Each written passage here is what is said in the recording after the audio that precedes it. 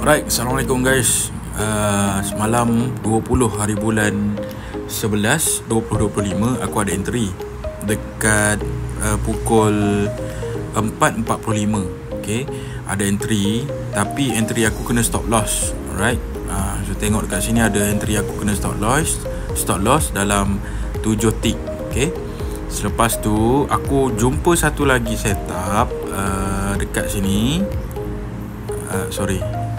Dekat sini, okay, dia ada satu terjunan, satu bearish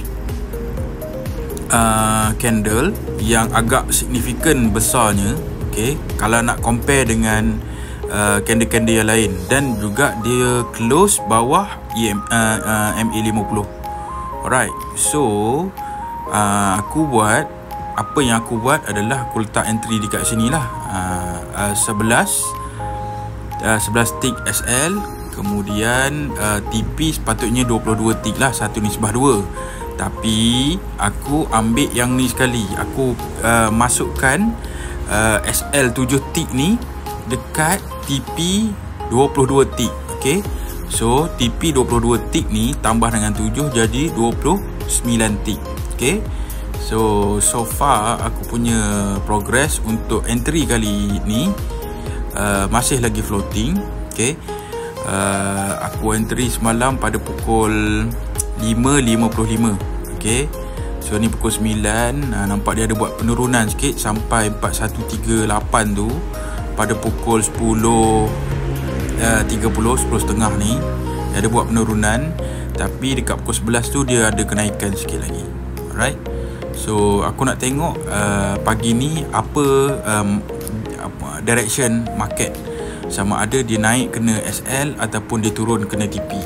So sama-sama kita nantikan. A few moments later. Alright gang, entry semalam sekarang pukul 11.28 aku baru buka ni.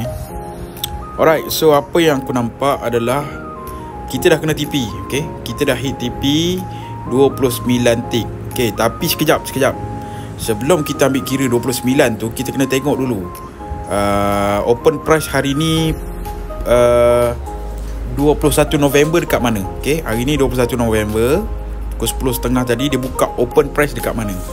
Alright, so open price nya adalah dekat sini. Okay, 4102.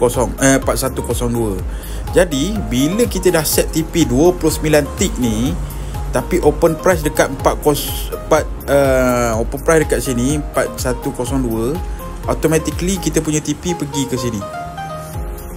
Alright, okay, automatically kita punya TP pergi dekat bawah ni, open price pada 21 hari bulan November. So sekarang berapa kita punya profit? Okay, 51 tick gang, 51 tick. So kita tengok 51 darab 25, RM1,275. Okay, so korang faham ke tak?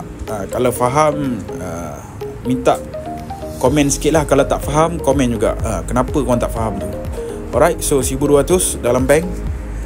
Thank you guys for watching.